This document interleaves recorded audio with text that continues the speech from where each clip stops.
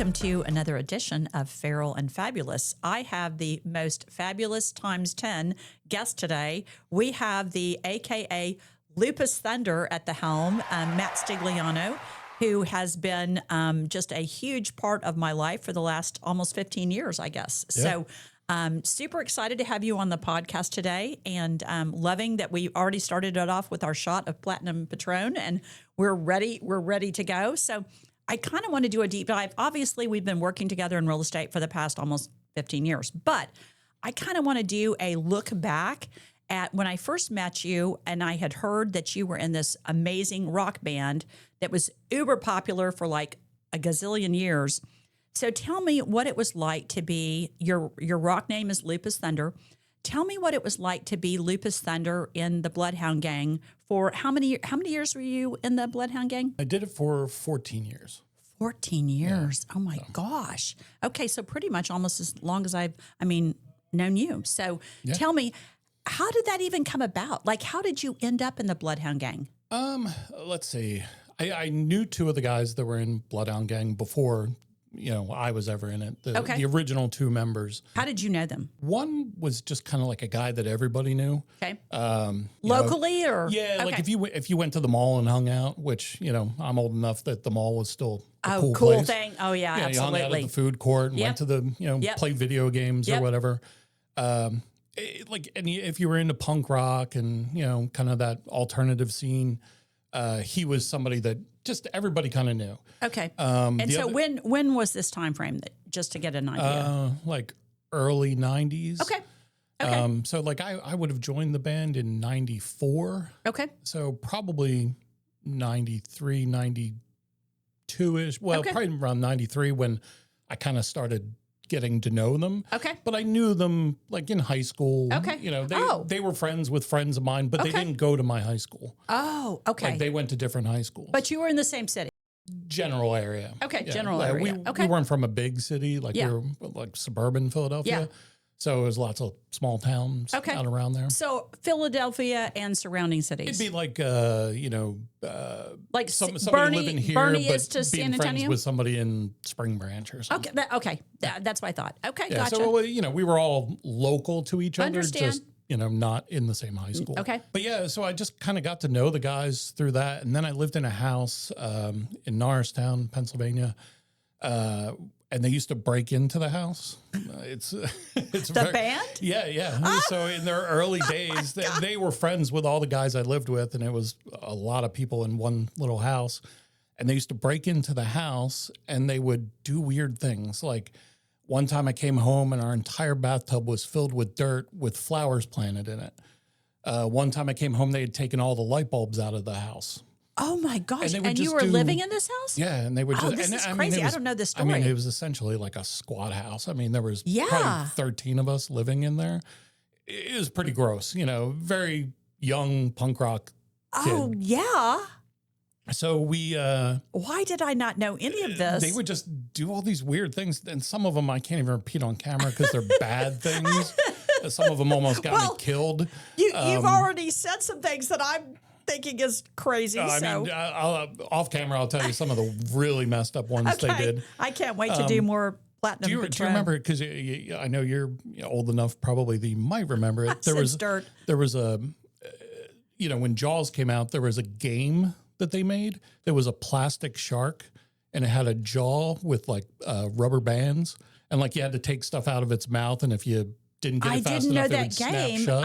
I'm very familiar with Jaws, and I love the genre, but I didn't know this game that you're talking about. Like a little kid's game. I knew Land Shark. It was kind of like Operation. You had to get the stuff out of the shark's mouth, and if you bumped it, it would snap shut real fast. No, I understand that, but I don't know about this. Came back to the house, and there was like a bubble bath in the tub, and I was like, oh, that's a little weird. And then I found the shark floating in it, and like, that was the kind of stuff they would do. They were just bizarre.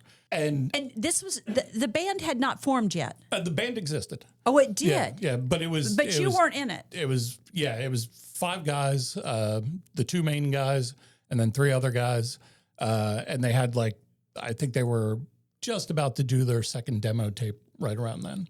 Okay.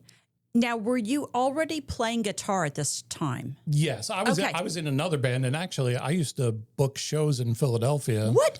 Okay, I didn't know any of this. Okay, this is crazy. Okay, this is you're going to have to come back because there's not going to be enough time today. Okay, so what? I was in a band called Uncle Otto's Truck. And Uncle Otto's Truck? Yeah. And okay. There's, we used to do like shows in Philadelphia and book these shows. And I used to always get Bloodhound Gang to play because I was friends with them. And oh my gosh. That's kind of how I got friendly with them and, really got to know them. Okay. And they did terrible things at those shows too. They were well known for some of the bad things they did. They sound like pranksters. Yes. That's the kind way of saying it. You didn't want to invite us to a party. We were terrible. Dave Luck, if you're out there, I'm sorry to tell this story. Dave Luck was a guy whose parents were always away. I don't know where they went, but they were always away. And he had this big house. Traveling Europe in the or something. Suburbs. And we used to have these huge parties there. At their house? And we were all, in our 20s at that point, early 20s. And he would have these big parties, everybody's drinking and there would be bands and Bloodhound Gang would often play.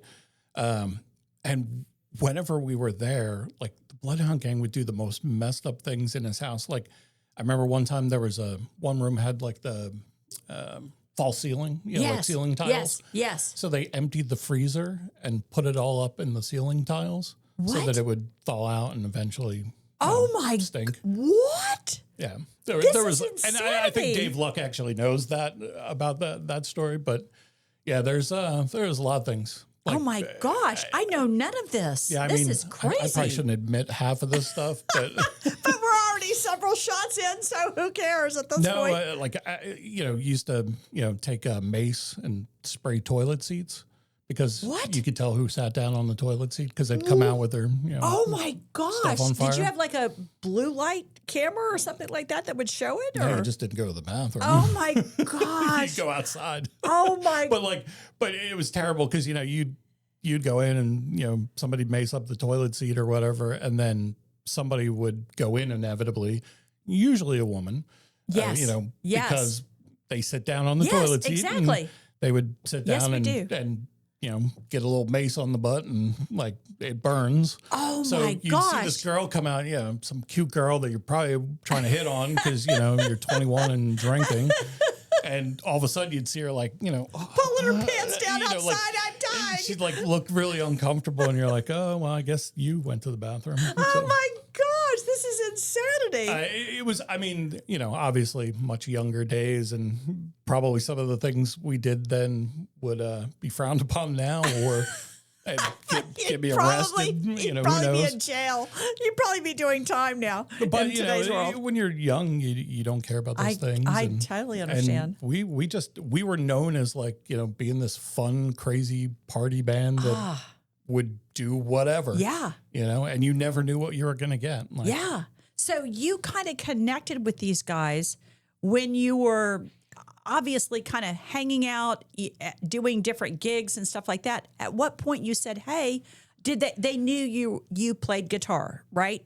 They knew or no? Yeah, they knew that. But when I first got into the band, we were still like a strictly rap band. Like there were no instruments. What? Yeah. You were a rap band? Oh yeah. I love rap. Why did I not know this? I don't know. That's our crazy. first record is like there is guitar on it, but it's mostly samples and oh my gosh, it's more hip hop influence. I'm going back and listening because I love rap. I would hang out with them and stuff, and they just started saying like, "Hey, we're going to New York to play a show. Do you want to come?"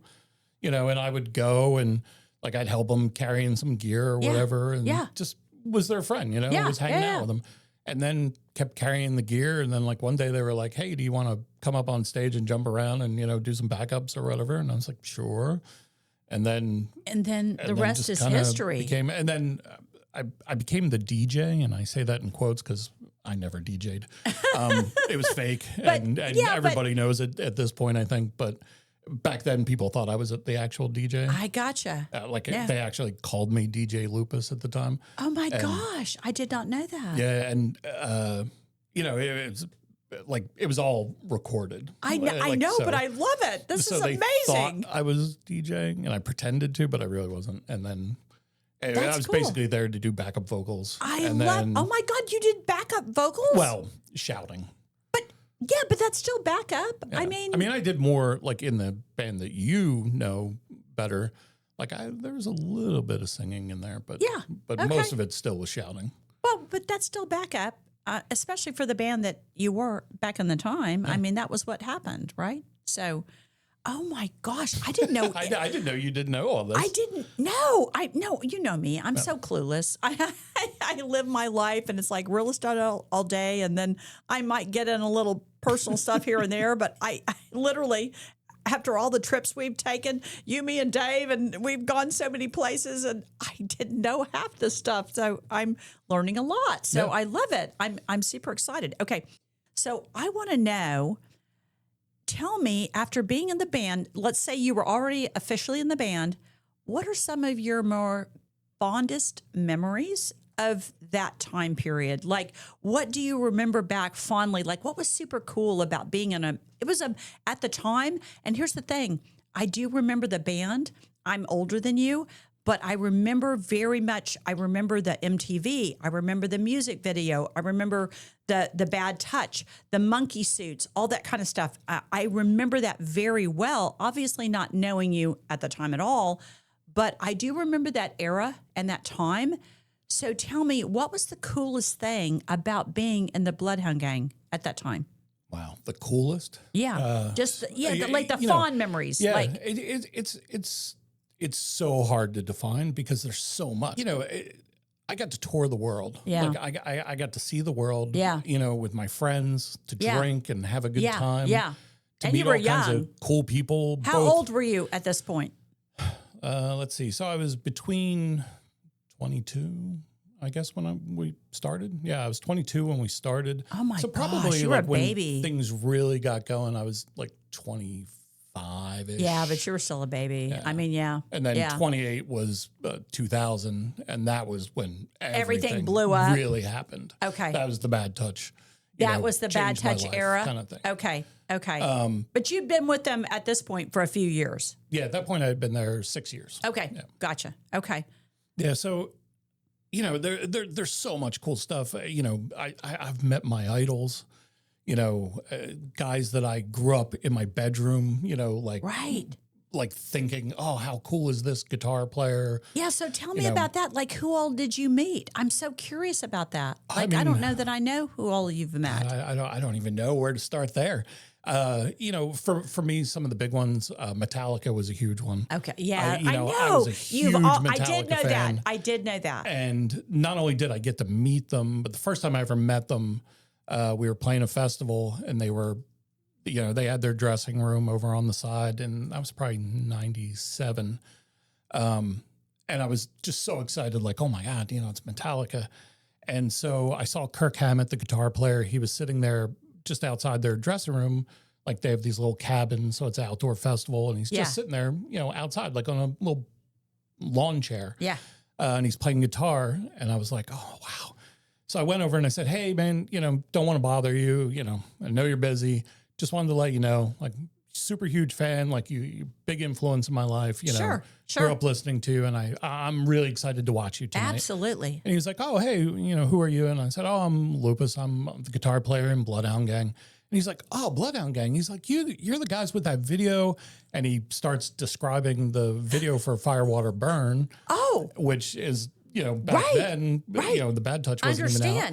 Right. And he's like, forgot, with all the old people and the old folks. And I'm like, you've seen the video? Like, this is a guy that I paid money to see him many times. I've seen him more than anybody probably. Yeah. And I just couldn't believe he was saying this to me. Yeah. And he was like, oh, it's really cool to meet you. And I'm like, oh, what do I do now? Like, that's so crazy. So there I am, like, meeting my idols. Yeah. And they're my acting. gosh. We're on the same level, even though he's on a different level. No, but still, I get that. We're talking as if we're just two guys, How cool is that? at McDonald's or something. Yeah. So it just blew my mind to be able to do that kind of stuff and, meet all these bands and talk to them on just a normal level. Yeah. And, some of them, I never would have imagined I would have, gotten to know or hang out with. Yeah. So. Yeah. Oh, that's incredible. Oh my gosh. I love that. And what's even crazier, I didn't know a lot of this. We've talked about it, but not in this detail and not like gone into these kind of specifics. So that's amazing. Okay. So that's amazing and cool. So I want to know, like, what's the downside of when you're in a rock band that's that famous? Like, what does that look like? If you could share some of those stories. Oh, no, I mean, you know, there's definitely the problem. You know, it sounds so lame when you say it, because every kid in the world wants to do what I do. I know, but people, I don't think people really appreciate the downside of that kind of thing. And like, you know, when I just answered the last question, you know, we were talking about it. Like, I got to travel the world and see the world. Yeah. How cool is that? Yeah, But it was also one of the worst things because I was always traveling. Right. I was far away from home. Yeah. I missed friends' weddings. How do you have a life? Yeah. Well, you know, what is your life? A good friend of mine, you know, one of the guys I grew up with that, you know, was one of my best friends. He was getting married and he said, hey, you know, I really want you to be in my wedding and I'd like you to be one of my best men. And I said, I can't because I don't know. It's summer. And and he would, luckily he had toured before, so he knew. I know, but I get that. And I did go to his wedding. I did get to make it to his wedding, but I just couldn't be there. You couldn't commit to be the in the wedding party because you were just not sure of what that would look like. I might miss his wedding. You know, it was possible. No, I get that. Oh my gosh, that's so crazy. And I do relate to that on a different level, but I do appreciate what you're saying. And it's like your life, although you've committed to do this thing, your life is not your own necessarily. Oh no, it was totally controlled by other people. 100%. Exactly. No, exactly. Like you know, you know, I was married for part of it. Yeah. And for a long part of it. And you know, my ex-wife now, she's one of the most wonderful people because she put up with so much. Yeah. And I can remember going home like during the summer. You know, we had a 2-week break, I think it was. And in fact, we were living here in San Antonio. I remember it. And we had a 2-week break. And I came home and I said, hey, you know, great to be home. Oh, this is great. You know, I haven't seen you in a while. You know, poor her. She had to deal. Well, maybe lucky her. She didn't have to deal with me for months at a time.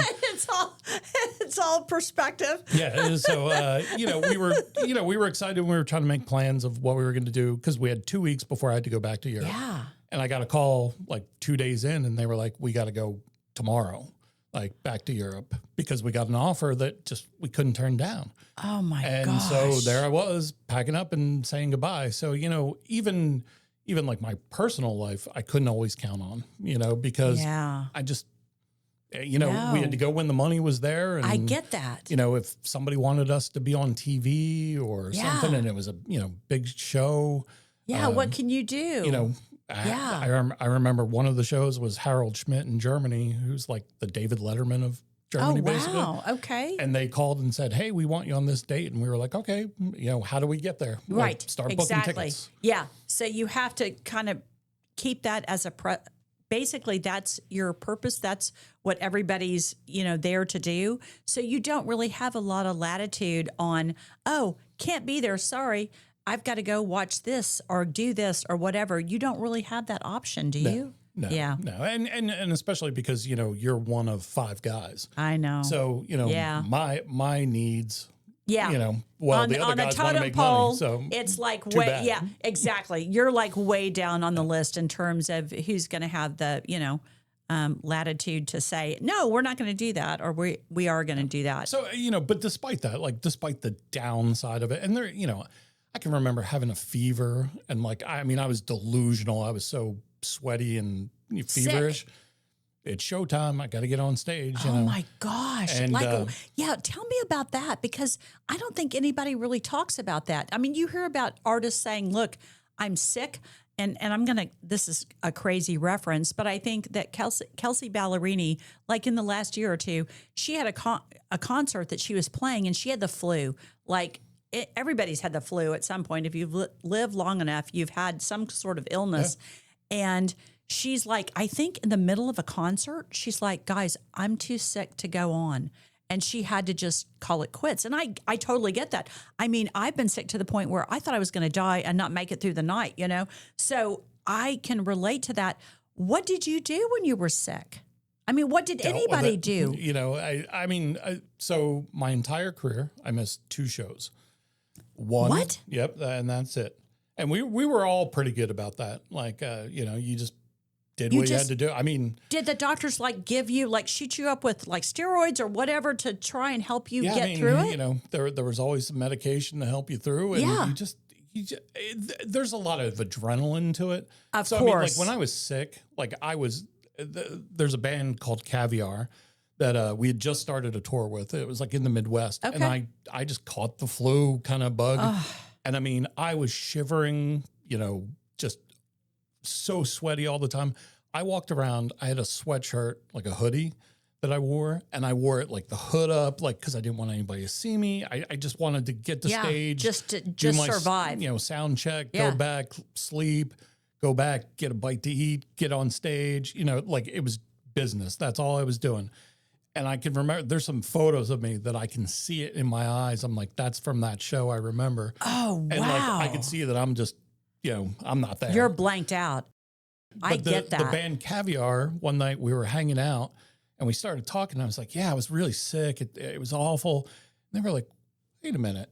Yeah, that sweatshirt you're wearing, you're the sweatshirt guy. They were like, we kept seeing you backstage and we were wondering who in the earth is this guy that keeps, you know, he's like this mysterious guy with this hood pulled up and he never talks to anybody. Gosh. And they were like, it was you the whole time. And I was like, yeah, I was. You were really trying sick. not to die. And they were like, oh my God, I can't believe it. Like they had no idea. And they were like, you know, we were wondering who the guitar player was because we never saw him.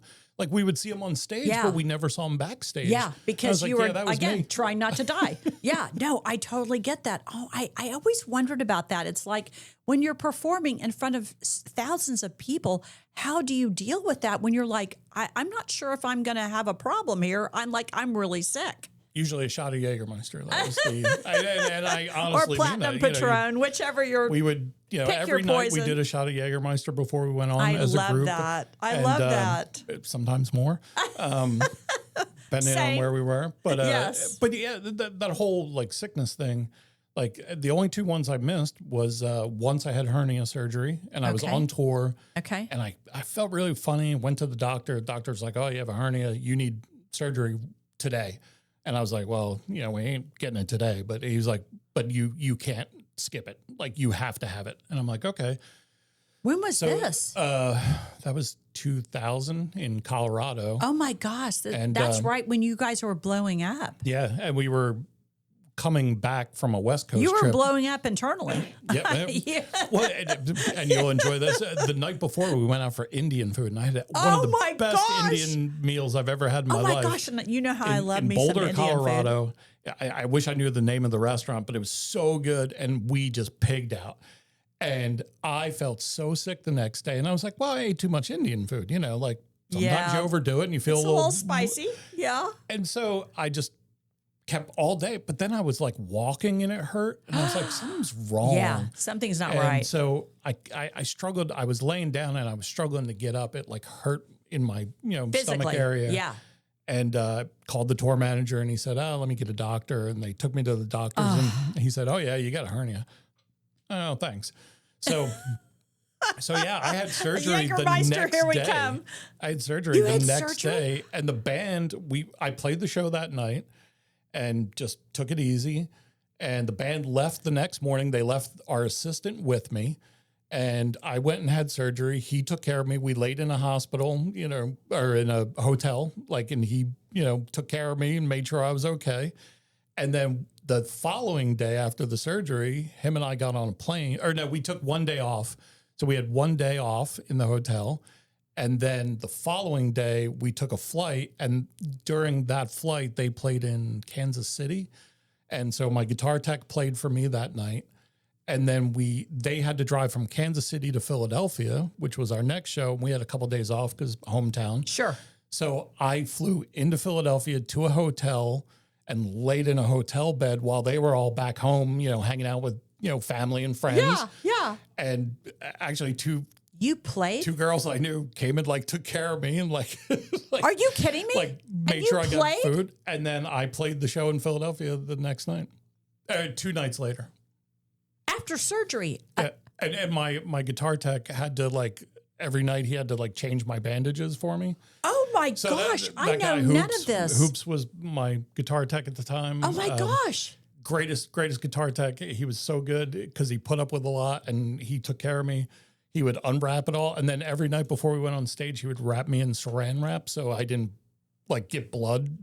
Oh my gosh, out. This is insane. Is Hoops still around? Yeah. He lives in LA. And okay, we are getting Hoops. We are finding Hoops and we are flying Hoops in. Was great. Hoops was Hoops. Awesome. We must know this Hoops. I did not know this story. Tech. That is crazy. I love this stuff behind the scenes. And like every night he would just wrap me up and he'd be like, "All right, boss, you're good to go." And oh my send me out. gosh. And I would just kind of do one of these and he'd put my guitar on me. What is Hoops doing now? I don't know. He was working he's still working? Well, he was working in you guys are TV young. production and stuff. Yeah, but still. Because he lived in LA. He got out of the touring business. Okay, so he's not touring, so he's not still wrapping people in plastic, or maybe I he hope is. Not. Poor guy. He took a lot of abuse and oh my God. I love him to death. He was so good. Well, you need to reach out to Hoops. We will figure this out. We will get Hoops and we will fly Hoops in. He's got all the good dirt. I know. I want the dirt. We've had the tennis dirt. We've had the pickleball dirt. Now I want the tour dirt.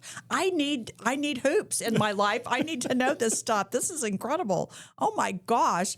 I don't even know where to go from here. My mind is so blown from all this stuff. I've literally known you for almost 15 years and I'm like, oh my gosh, I didn't know half this stuff. Okay. So tell me, of all the places that you've toured, and I can't even imagine how many places you guys have toured over those years, what was your favorite place to tour? Where did you look forward to the most that you toured? Ooh, no, they're all tough questions because, it's such a varied experience. And, like ask me on any day and I might tell you a different answer. Definitely Germany was a highlight of touring. And it was because we were so big there. Yes. It was a completely different experience there. Yes. Like I would go out in public and people would spot me everywhere. Yeah. Like, you have the story about Vegas that we always laugh about. But I mean, we've all got stories here in America. Like I could go anywhere. And most of the time, most people wouldn't know who I was. In Germany, everybody knew who I was. Okay. No, and that's what I'm saying. You have that story about Vegas. No. But I've got other stories. Well, it's not just the Vegas story. No, I've been with you to restaurants. I've been with you to Kirby Steakhouse. And we've been sitting in a booth and the waiters are coming up to you wanting your autograph. But most of them know who I am.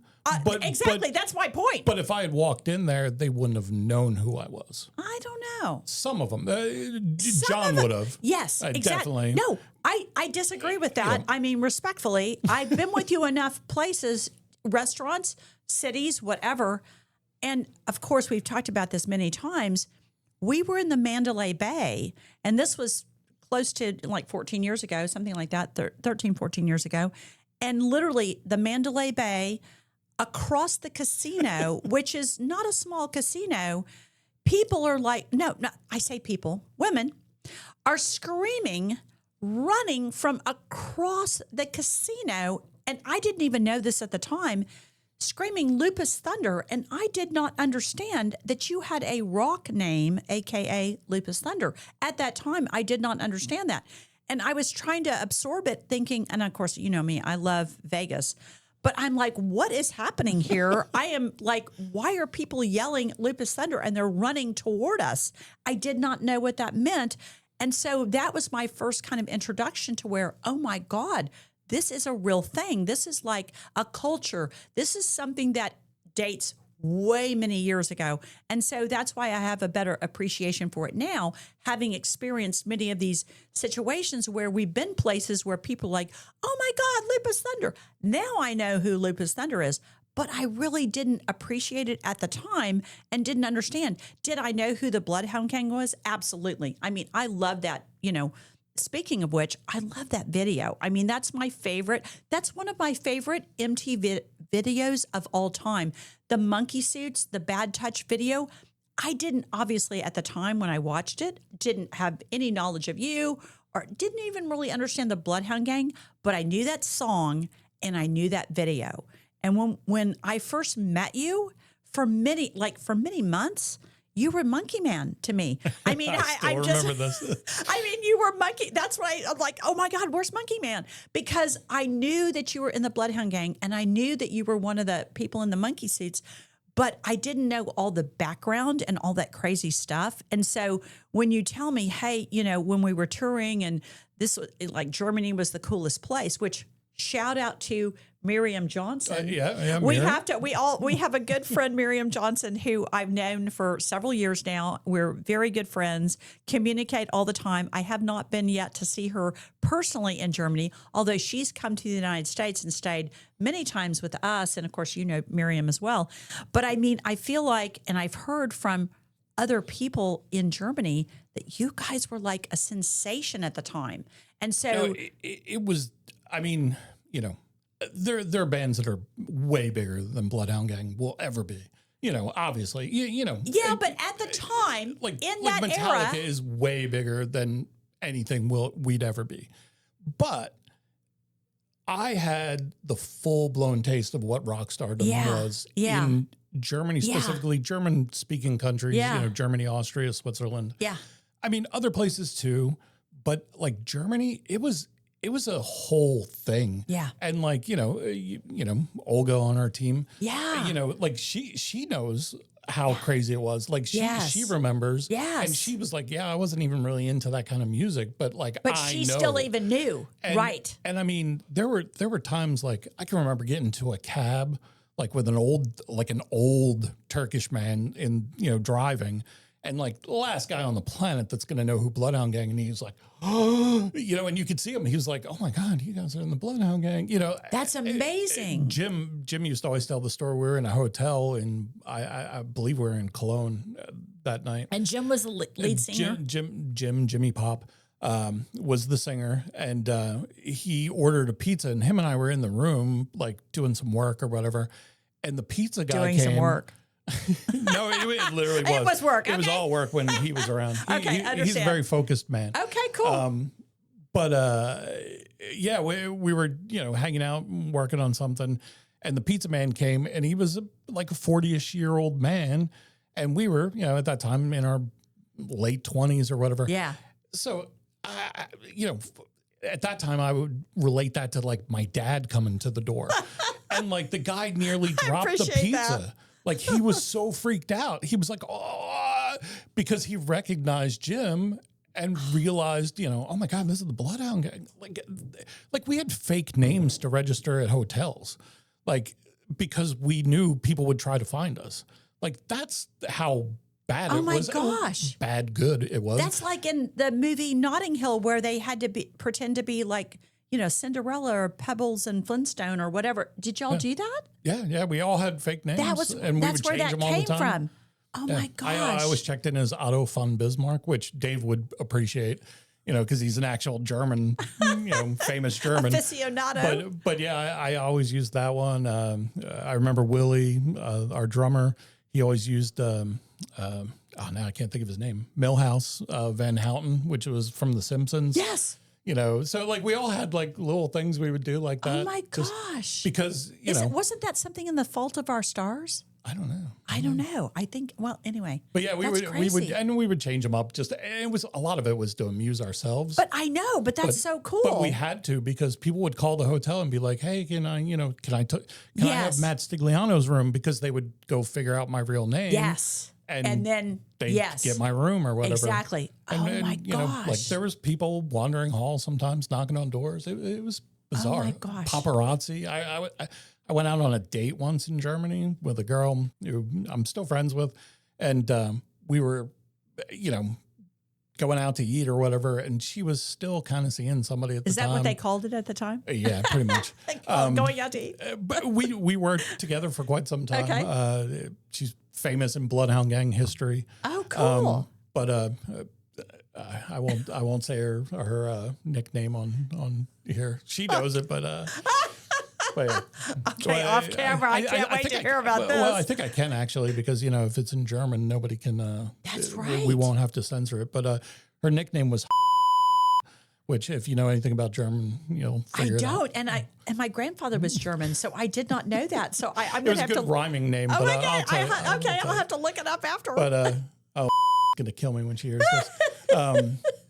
But yeah, that was her nickname amongst all the band. Most of the girls that we knew had terrible nicknames. Oh my gosh. Sorry, all or of good. Terrible or good, depending on your point of view. There were some bad ones. But yeah, so she's, like I said, she's still a friend of mine. Oh my gosh. But we went out and like somebody like literally popped up out of nowhere and started snapping photos. And she started screaming at him in German. And I'm like, what's going on? You know, I'm just trying to have a nice little, it was a little romantic dinner with this girl that I really liked. And he was just trying to get some pictures for a magazine. And she snapped on him and, told him to delete them. I guess he did because I never saw them anywhere. Oh, wow. But yeah, it was like that. That's weird. Like that doesn't happen to me. Well, it does. Not now. Yeah. Maybe necessarily, but like, back it's not then. real. Like, but it was real back in the day. And that's the thing. Like, it was so bizarrely cool. That's so and it crazy. was annoying. Like, I was annoyed that somebody would do that. Yeah. But at the same time, I was like, all right, can you do that again? Like, okay. That's kind of cool. No, I totally agree. And when I see people complaining, like, oh, the paparazzi, I'm like, but secretly, aren't you a little like, hey, that was fun? It wasn't, it wasn't as messed up as I made it seem. Yeah, like I hated the picture because I looked terrible in it, but it was cool that you But it was kind of cool that you cared enough to take the picture. No, I love that. I love that story. Okay, so tell me, like, who is the coolest, like, who were some of the cool other musicians outside the Bloodhound Gang that you, like, toured with or that you got to know during your, 14 years with the Bloodhound Gang? Yeah, there's a lot of them. Who? One of the really super cool things that I got to do that I always remember. I'm a big punk rock fan. And you'll even know the band when I talk about them. But I was at a festival and I was in line and I noticed he was in front of me. Joe Strummer, who's a famous musician, but he's from The Clash, which you probably remember The Clash. Yes. He was in front of me, and I was like, wow. At that You're point, talking my era. He was solo. He was doing his own thing. And, he's standing there, and I'm like, wow, that's like Joe Strummer, from The Clash. Yeah. And my sister was a huge fan of The Clash. Oh, my gosh. So it was kind of, Naomi? No, my sister Steph. Okay. And I'm sure Naomi loved him too. And, but yeah, I was just standing there. I was like, wow, that's cool. And he turns around and he's like, oh, hey, you're the guitar player from Bloodhound Gang, aren't you? And I was like, yeah, hey, my name's Lupus. Oh my gosh. And he's like, hey, I'm Joe. And I'm like, Yeah, I know you. So we started chatting. He's like, yeah, my kids love the Bad Touch. Like they watch that video all the time. Absolutely. Like, and he's like rolling his eyes, like, oh, it's driving me nuts, that video. And, so, we have a little chat about music, videos and stuff. And then at the end of it, we're kind of at the end of our little cafeteria line. He's like, hey, you want to sit down and have lunch? So we just sat down and we just talked about touring and music and bands we liked and videos we had seen in Germany that we liked. And I was just like, wow, and he was just a guy that day. Like, he was just a nice, cool guy to talk to. Oh my gosh, but what in a cool my story. head, he's Joe Strummer, Yes. And, to him, he was like, oh, my God, it's the guy from the Bloodhound Gang. Oh, my gosh, that's so cool. And we just had a nice lunch. And I was like, how cool, like that to have met somebody like him. Yeah. And, it was not that long after that he passed away. So it was even, more like, important, special to me. Yeah, because, special. I got to see him before that. Oh, I love that. I did not know that story. And he was super, super just down to earth, cool guy. Sounds great. I did not know that. And that's what I learned probably the most about touring. Yeah. Like once you're in that, like it's a small community. That bubble. And you're in that bubble. Yeah. And amongst those people, yeah, like most of them are all the same. Yeah. Like I always tell stories about Marilyn Manson, love him or hate him. Everybody's got opinions on him. But whenever I saw him, he would just be the goofiest dork. Like, and here's this man, that. Like, when we were coming up, like it was during his Antichrist Superstar record, which was, people were protesting outside of stadiums. It was so significant. I mean, his show was very controversial. Controversial. Yes. One of the greatest shows I've ever seen. Yeah. Like, I wasn't a fan of his music and I saw the show. Yeah. And the music, I didn't hate the music. I just Wasn't your thing. You know, it Sure. was okay. Right. It was interesting. Yeah. But when I saw the show, I was like, I get it. Yeah. It was so intense. Yeah. And so I got why people were upset about it and everything. Yeah. But when I would see him, he would just be like, hey, buddy, what's going on? You know, like, I'm like, you're just some dorky kid that wants to hang out. And, I you know, love that, though. you know, goof off. We Yeah. used to always talk about, I was telling Katie this, the movie Ratboy. Have you ever seen that movie? No, but I know the movie. So, like, I haven't seen it. It was an early cable movie where, like, when cable didn't have any movies. Yeah. So they would just play the same movie over and over. Yeah. Yeah. And anybody that's, you know, I'm 53 now, anybody that's my age that had cable in the early days yeah. probably knows that movie. Like, it just would not stop playing. That's so crazy. And I don't know how many times I've seen him. And he's one of the few people I've ever met that knows the movie. And he's just like, oh my God, like Ratboy, because he thought our drummer looked like the guy in the movie. I love it. And so, Oh my you know, gosh. like that's the conversation I have with the evilest man on the I planet. love it. You know, like, Oh my gosh. so you get to know these people on just Yeah. a normal level like that. Right, So it's kinda exactly. cool, So you know. it is, and it's so actually in so many ways it's kind of hard to comprehend in many ways.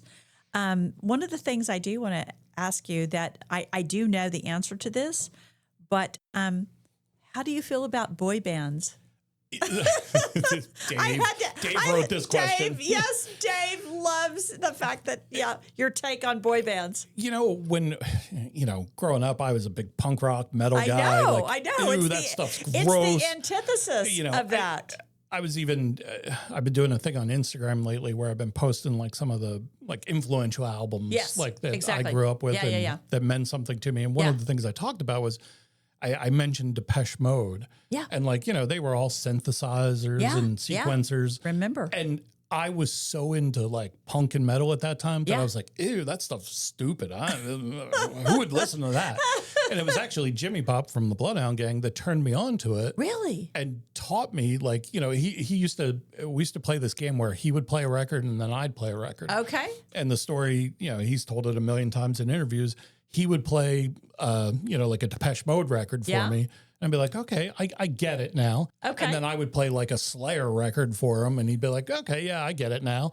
You know, and so we would just kind of trade back and forth. yeah. And, you know, I had heard all the Depeche Mode stuff. I just wasn't into it. Yeah. But then I learned what it was, like, and what went into it. And, Yeah. like, I started to hear the melodies and appreciate that. So with the boy band stuff, you know, like, I mean, I would much rather go see a rock band anytime. Understand. But like the talent and just the art of it, like, and putting it all together. Totally agree. And so the first time I ever went to see NSYNC, they actually had invited us to Orlando. Oh, that's so to go see them. cool. And so we flew. We were in California somewhere, and we flew to Orlando. Okay. And met like Joey Fatone's family. Awesome people. Oh my super gosh. cool. Love it. Hung out with them, and like, you know, his mother was super nice to us. Like, you know, treat us like family. I love these stories. So, you know, got to hang out with Joey Fatone and his family. Who which, doesn't want that? You know, who has that story? That's weird. Yeah. And so we go to the show, and it's in a stadium, of course. At that time, they were massive. Yeah. And well, I'll tell you the live part of it. So we get to our seats, and like we're in the center of the stadium, kind of behind the recording or the mixing desk. Yeah. And there's nice couches. It's like a VIP area for family. Okay. And so we sit in these seats and everything. And it was Joey Fatone's mom that turned around and she said, hey, do you need some earplugs? And she had a set of earplugs in her. And I was like, nah, I'm good. Like, you know, I'm a professional.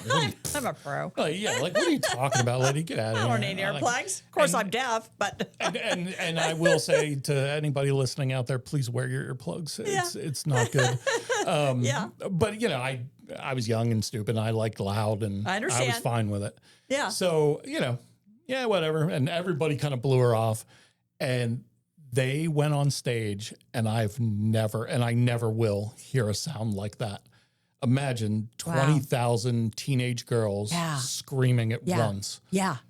It had to be overwhelming. There's a certain pitch to it. Yeah. Yeah. And the volume of it. Is probably mind blowing. Like I could feel it in my ears. Not just, you know, probably hear it. still now. But I could feel that pressure on the eardrum, and it blew me away. I was like, wow, now I know why they want. Well, now I have a better appreciation for why you love the whole boy band era. Yeah. So and they were a great band, and they were super great people. And the other story, and it's a famous story, and the band used to just drill me over it. But, you know, we get to meet, you know, we go backstage, we're down in the tunnels, and they were all in the catering area. So they came out and they, you know, the guys are here, and they were fans of us. Okay, cool. So, you know, they wanted to meet us. So it was a mutually kind of, reciprocal thing. So they came out, and, you know, Joey came out, and he was always super friendly with us, and Lance came out, you know, chat with him.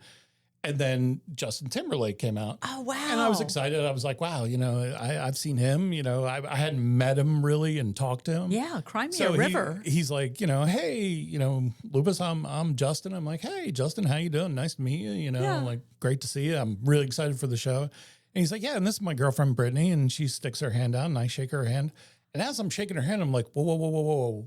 That's not Britney. Oh, like, my gosh. Your name is not Britney. Your name is Britney freaking Spears. Oh, my gosh. I did not know this story at all. And so, like, in my head. Oh, my gosh. I've seen Britney in concert. Like, that's so amazing. Oh, my God. It's Britney Spears. Like, I'm freaking out. I'm freaking out. Because you don't introduce Britney Spears as, hey, this is my girlfriend, Britney. Yeah, you know, whatever. Exactly. No but big it deal. Was. And so, you know, I'm like, hey, and I started to stutter, and I was like, because my brain hit the Britney Spears part, and I suddenly couldn't say her name or my name. So I was like, I'm Lupus. And the band just had a field day. For years, I probably one of my last shows, more time. You know, they were still making fun of me for it. And I felt like such an idiot. I was just like, oh, man. Oh, my gosh. I didn't know that story and she was either. super nice. And we all went out that night and like went drinking. I don't think they should have been drinking. Too? So I always used to brag that, like, basically. I need this story. Basically, I made out with Britney Spears. Oh, my gosh. I didn't, because she was sharing a bottle with me. So, like, we were passing around a bottle. So she drank from it, then I drank from it. So, I mean, effectively. And it's still kind of the same thing. And she would not stop asking me for cigarettes. She was like, hey, you got a cigarette? And I was like, of course. Oh, my gosh. I love Britney Spears. That's amazing. And it was, you know, she was still, you know, like, young and I don't want to say innocent. That's not the word. It was early on, before the crazy stuff happened. I understand. And you know, before life, she was huge at that point, but she wasn't like, you know, tabloid fodder. Understand? Yeah, it was in the infancy. It was, you know, come on, how cool is that? No, it's super cool. It's super cool. But yeah, they were all super nice, and I went to see them several times. Oh my gosh, you know, I did I have not some know other stories about their this. shows that I can't share. Oh, I know, but. We're There's having a Philadelphia show that was pretty good. Oh my gosh! What I remember of it. I want to. Well, you're coming back. I mean, obviously you're a producer, but you're also a friend of the podcast. So you're here for every show. So we're having you back again. But what I want to know is, do you know the Jonas Brothers? No, they weren't. I don't think they were all that big. At the point, time, like they may have been big on the young side. Yes, probably the teenage. Still like the Disney. Yes, understand. So they had not hit their kind of stride, so to speak. So no, I never met them, never bumped into them. Oh my gosh! If you're out there, guys, give me a call. Let's hang out. Oh my gosh, I love it. We should get the Jonas Brothers on. I know. There's. You wouldn't be able to interview them. I know exactly. It'd be too cool. I wonder if they drink. I hope they drink. I think they might. I don't know. They'd have to do a shot first. But anyway, we'll figure it out. So, oh my gosh. I mean, so one last thing I want to ask you. What has it been like to transition from the Bloodhound Gang into real estate? And obviously, we didn't even scratch the surface on what all you do in the real estate world. But I'm just curious, what was that transition like? Horrible. Yeah. You know, not the transition to real estate so much. I love real estate. No, I understand. And you know that I found my calling in real estate. Yeah, for sure. But the time after I quit was very ugly. I didn't know what I was going to do with my life. Yeah. I didn't know how to do anything with my 14 life. years is a big part of your life. And, and I always say, like, I didn't know how to do simple things. And I don't mean that, I didn't know how to, cook a meal or, load the dishwasher or something. Still, but everything you live is in a taken different care world. of. I know. You live in a bubble. Yeah. Nothing scares you. Right. If somebody threatened to beat me up, Whatever. Go ahead, take a swing, man. There's 20 guys here that are going to beat you. Yeah, I've got people. Don't stop with your stupidness. Yeah. In the real world, somebody threatens to beat you up, you got to worry about it. You got to run. I got to run. And just everything. Like, life's different. I always talk about, like, we had an assistant, and I'm sure they all hated me, but like you would come off stage, I'm dripping with sweat. I've got beer all over me, God knows what else. There was all sorts of craziness sometimes on stage. I'm sure. I would literally just like start unbuckling my pants and like drop my shorts, pull off my jersey, my hockey jersey that I wore, and throw it on the floor, pull my underwear off, grab a fresh pair, put them on, and just walk away and go get a beer. Because that's how it was. Somebody picked them up. And that sounds so terrible, like. But it was life as you knew pick up my it. clothes for me. No. But it's just what happened. That's how it, was. Right. And, right. And it's not that I struggled, like I, didn't come home and like, drop my pants on the floor and expect my wife to pick them up. She'd have smacked me. But, just like life was so different. Yeah. It was a major shift. And her and I had to figure out, because we had gotten used to living apart. Yeah. A lot of the time. Right. So like, I always joke that, I'd come home and I'd be like, hey, what are we watching tonight? What's on TV? And she's like, shut up. Yeah. Like, let me watch my because show, because they have to adapt to their own life while you're gone. And she did an amazing job at it. And, I give her all the credit in the world for being able to put up with what is, touring life. Yeah. And, it's not easy to be on that other side. Right. And then I can only imagine. I came home, and then, because I didn't know what I was going to do with my life. I'd spent 14 years doing this. Yeah. I missed out on everything, going to college and building a career and all these things that other people did. Right. So then I became really depressed about it because I didn't have a life trajectory, to go back to. like, to go back to. Yeah. And, I tried real estate because I liked the idea of like, kind of, I didn't want a 9-to-5. Right. Which is really funny. Which is now 24/7. Yeah, I don't know. Little did you know, it's way worse. But and I've said this to you a million times, I credit you with a lot of it. Like, because even though I was starting to try to figure things out and I was doing okay, and I was a real estate agent. I was making okay money. Sure. Wasn't the best agent yet, I still had but you were time finding to your invest. way. Yeah. But I wasn't loving being an agent. Yeah. And so I was thinking about giving up my license, and, we through a series of introductions, Events, I met you, wound up being offered a job with you, and I didn't want the job. Yeah. Because I thought, remember. stupid 9-to-5, it was gross. Yeah. Like, exactly. I've never had one of those. Yeah, exactly. Yeah, that was like a foreign thing at the time. And I thought, I remember saying to people, like, I don't know if I could do it. Like, I might go crazy. Yeah. And talked to my then wife. Well, we were in the middle of a divorce at that point. Yeah. And, said, like, I don't know what should I do? And she said, well, you need the money. I said, yeah, because she was helping support me at that point. I took it, and you helped me, break away from that depression, but also find what it was that I do love Your about new real passion. estate. Like, I love real estate. I just don't want to show houses. Yeah. I don't want to you don't like cart that you side around of it. all day. Yes, understand.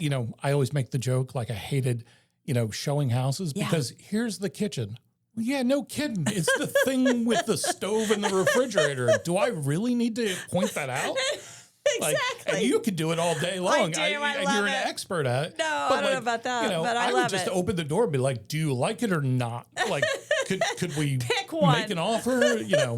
I'm from the John Allen Iva School of Real Estate. I love that. On that. Oh my God, I love that. But you helped me great. find, like, I love the legal side, the contracts, the figuring it out. Well, like, And then I love the marketing. I love the creativity. Yes. You know, I love doing the podcast. The technical side, Yeah, I think the difficult side. You allowed me to do that while also getting me to do things that, you know, I didn't quite know what to do, you know, making a listing presentation. I know. I don't know. Yeah, but you got me to do those things and gave me the freedom, like, to play with the website. Yes. And encouraged it. But you were so good at it. But, you know, had you not encouraged it, you know, you had the talent. I just had to turn you loose. But I may not have found a job to do that in, and I may never have, I might not be in this position. I disagree. Today. But we're very lucky and happy that it worked out this way. You've met my family before. Yes. You know, like my dad used to always say, you know, every time I talked to him, he would always be like, oh, you know, you're so lucky. Like, Kim's such a great person. Like, you know, she didn't really know me. But, you know, he really understood that you gave me that opportunity and trusted me. And that's a big thing, you know, and employers should learn that. Like, trust people, let them do the things, and let them make some mistakes. Sure. And you know, I've made many of them with you. We all have. You know, and some probably should have been fireable, but you know. Well, you are Lupus Thunder. But, you know, like you give people that opportunity and they will show you what they can do. Yeah. You know, yeah. and I really appreciate that. I love watching the transition that you made, and so successfully. And you've been such a critical and amazing, to me, piece of our family in real estate. And so we wouldn't be where we are right now without you. So very nice. Thank you. So it's all full circle. Yeah, so, but you know, it worked out, and you know, I'm so lucky because I could have wound up just going to McDonald's or something, you know, finding some dumb job. That would not have happened. That didn't satisfy me, that didn't give me any satisfaction. And, you know, after the band, which I was, you know, a slave to in many ways. And, you know, and then I was getting divorced. Like, I married my job after that. And I invested in that and put my time into it. And I think it's paid off very well. Yes, absolutely. No, for sure. Well, it has been so amazing to have you on the podcast. It's so cool to have you on this side of the camera. So and Katie has done an amazing job. Woo. She's out there. She's running the helm on both sides. You probably haven't seen it, but she's back and forth throughout this whole podcast doing both the sound and the video. So welcome to the part of the podcast, Feral or Fabulous. We have him on the Feral or Fabulous part of the podcast, and he has no idea what I'm going. I know he should be terrified. I've had to sit through these so many times. He's had to watch all these episodes of everybody else doing the paddle of Feral or Fabulous. You know what's funny? I actually had like terror dreams about it because the fear I have is getting it wrong and being like, fabulous. Oh, wait, no. Feral. I don't know which side is which. That's a good point because I've always been on this side of the camera. I haven't been on that side. It's fun to watch people do it. It's got to be way easier to, you know. But I've got several things for you. So the first one is hot dogs. Absolutely fabulous. I don't care how you cook. One of my favorite, this is gross really, but like one of my favorite hot dog cooking methods is the old microwave. Really? Throw it in there for a minute and slap it in a bun, and I'll eat a couple of those. You know what? I love a good hot dog. I really do. Grilled, boiled, I don't care. Yeah, and I even like them from the movies. Oh my gosh. Remember when we went to hot dogs? I'm not going to lie. I like a hot dog pretty much from anywhere. Remember when we went to the Twilight marathon, and we were in the theater from like the morning till midnight. I think it finished after midnight. The 5 different Twilight, and I think I don't know how many hot dogs we ate that time. It was hot dogs and popcorn, and it was amazing. So I thought you were going to say yes, but I just wanted to do a double check. And I mean, it's not even like I'll eat turkey dogs, I'll eat chicken dogs, I'll eat beef, pork. I don't care. You don't care. Like, I do. You know, and I mean, do I have my preferences? Yeah. Sure. You know, do I prefer like a good hot dog? Yeah. Me too. You know. I'll do a sausage dog. I'll do a beef hot dog. I don't necessarily, I wish I did. I don't like turkey dogs. I don't like they're not. Some of those, they're just not as good. They're just not. They don't have all the nitrites and, the bad stuff in them. I like all that horrible pork and stuff. beef are the winners. Exactly. There's no doubt. But, exactly. But if it's shaped like a hot dog and a bun. There's something about those chemical except for those altering, knot dogs. stuff I won't in the. eat those. Yeah, no, like the vegetarian ones. No, I got you. They taste like tuna fish. And I I'm know. like, why does no, thank you. Why But does I don't like tuna why fish. does a vegetable thing taste like tuna Exactly. fish? No, that's a scary trying to be a thing. hot dog. Yeah. No, I don't like tuna fish, so I really don't like those. Ugh, it sounds awful. Okay, cooking. I'm gonna say fabulous. Okay, I wasn't sure what you were going to say actually. But I'm gonna say it's feral too because cooking for one sucks. I know. You know, I That's go true. home right now, like tonight I'll go home and I probably won't cook for myself. Yes. Or I'll reheat something. Yeah, you know, understand. Or make Understand. some noodles. Yeah. No, I get that. But when I was married and like especially coming off a tour. Yeah. Did you like loved, to cook? because on tour you were eating out of bags all the Yes. time, So eating it was fast kind of food fun and- to be home and So I'd go home and I had no job. So and I had money.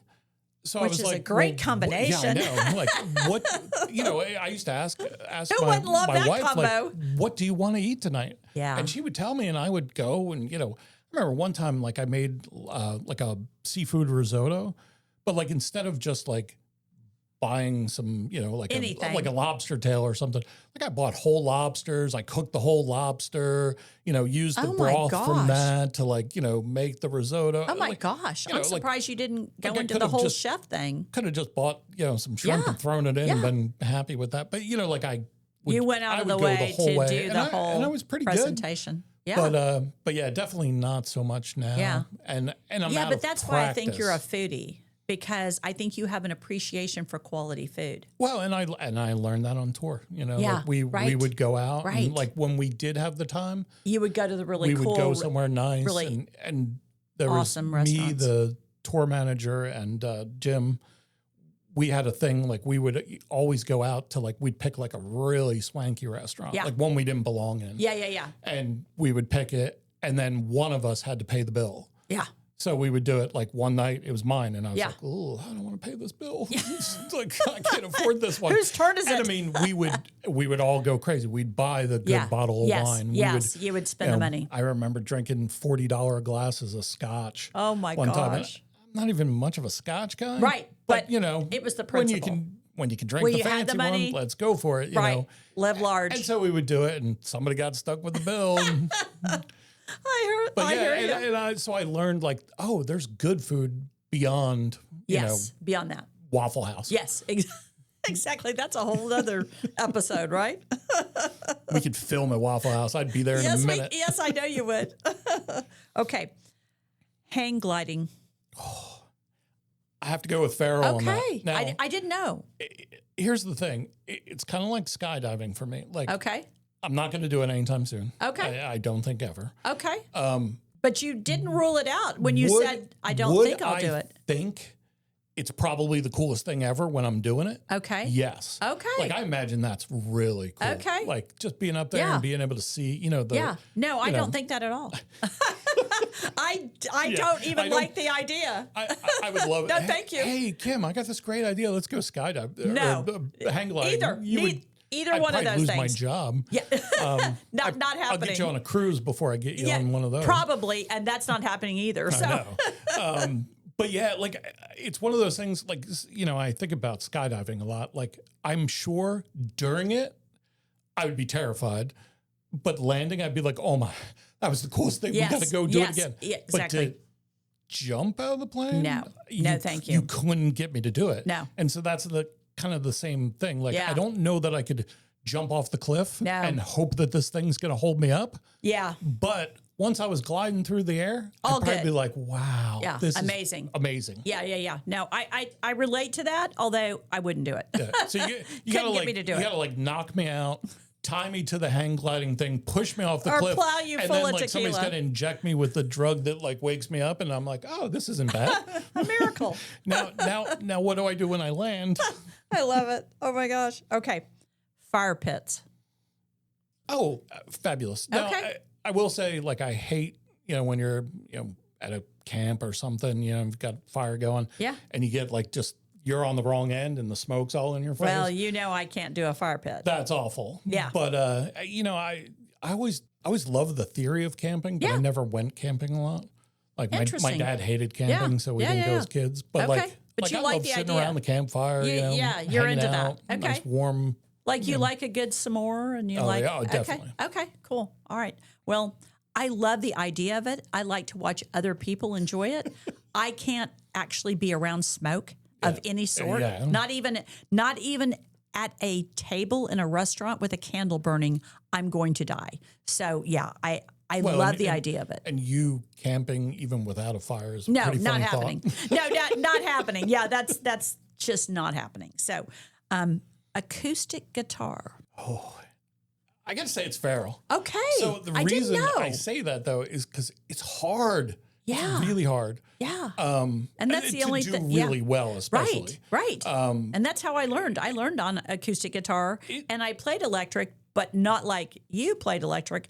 But to me, I love acoustic, but I didn't think you were going to. So I was right. Electric covers up a lot of mistakes.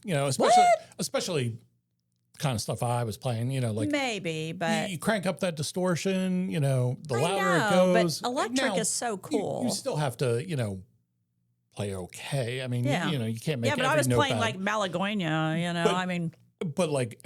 But having said that, truly talented acoustic guitar players are amazing to watch. Monty, obviously. You've taken me to see him Monty 3 times now. Incredible guitarist. Absolutely. The first time I saw him, I had heard his name, but I didn't know who he was. Yeah. And you took me to see him. Yeah. And Monty is, I spend most of the time with my mouth open, like, what? 100%. Yeah. That I could watch him play guitar all day. Me too. Long. All day. Yeah. So, it's not that I don't like acoustic guitar. Understand. It's just I don't like it for me because it's a lot harder. It is. No, I do agree with that. But like I said, I like it just because I grew up with it. But I didn't think you were going to necessarily go there. Okay. Last one. You ready? Murals. Murals. Oh, fabulous. Really? Public art is fantastic, and there should be more of it. Okay. Really? Philadelphia has a long tradition of public art. I did not know that. Okay. Some really good public art, some famous public art even. Cool. And I just think, I love driving down and seeing what, somebody's painted. Awesome. And I know there's plenty of murals that aren't all that exciting, but in general, I think it, especially I know they do a lot of it with kids. I think it's a great thing for kids. Get them out there, cleaning up their city. Yes. Teaching them some art. Yeah. And, and usually they're historical or cultural, in nature. Yeah. So, it's good. It's good in that sense. No, I get that. But I just like the beautification of things. Yeah. If I were a billionaire, I would own all the art in the world. Oh, really? I would just buy up crazy art. I love that's paintings super cool. and stuff like that. Okay.